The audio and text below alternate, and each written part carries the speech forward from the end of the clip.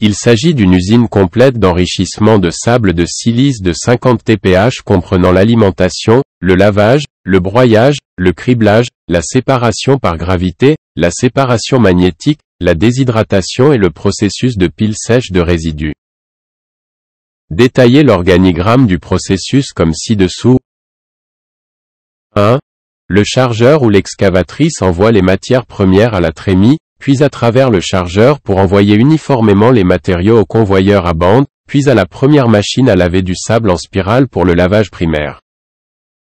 2. La machine à laver du sable en spirale lave l'argile du sable de silice et élimine l'eau de boue, son trop-plein et de l'eau de boue, son sous-écoulement et du sable de silice propre.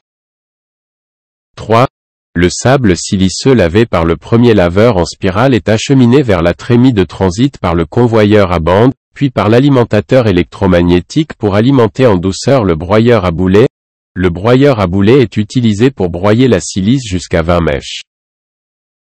4. La décharge du broyeur à boulet va au tamis trommel pour tamiser les grains supérieurs à 20 mèches qui seront renvoyés au broyeur à boulet pour un nouveau broyage par convoyeur à bande. Les grains inférieurs à 20 mèches seront envoyés au deuxième laveur de sable en spirale pour éliminer l'argile du sable siliceux. 5. Le trop-plein des deux ensembles de laveurs de sable en spirale, eau de boue, sera pompé vers un épaississeur pour ajuster la concentration de la boue requise par la machine de filtrage. Le trop-plein de l'épaississeur est de l'eau claire qui peut être recyclée, et le sous-écoulement de l'épaississeur est une boue de résidus qui est envoyée à une machine de filtrage à plaque pour éliminer l'eau. Il s'agit d'un processus d'empilage à sec des résidus. 6. Le sous-écoulement du deuxième laveur de sable en spirale est pompé vers le séparateur en spirale pour éliminer les minéraux lourds du sable siliceux par le principe de la gravité. Ici, l'utilisation de deux étapes de séparation en spirale permet de récupérer davantage de sable siliceux. 7.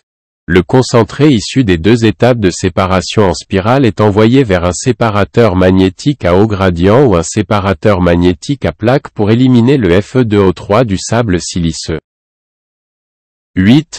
Le concentré provenant du séparateur magnétique est envoyé au crible de déshydratation pour éliminer l'eau. 9. Le produit final provient donc de la partie supérieure du crible de déshydratation.